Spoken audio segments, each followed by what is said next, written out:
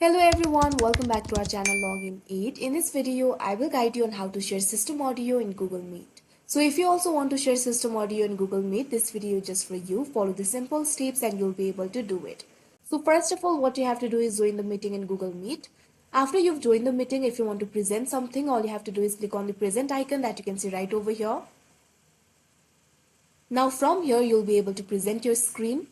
You can see three options over here: Chrome tab, window, entire screen. You'll not be able to share the system audio if you select entire screen or window. In order to share the audio, you'll have to select Chrome tab. Now select the tab that you want to present. Make sure also share tab audio is toggled on right over here. Now click on the share option that you can see right over here. Now let me just play the video.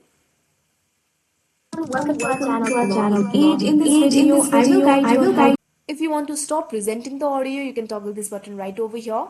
In order to present the audio, toggle this button. Now you'll be able to share the system audio in Google Meet. So that is how you share system audio in Google Meet. I hope you found this video helpful. Thank you for watching. Make sure to like, share and subscribe to our channel.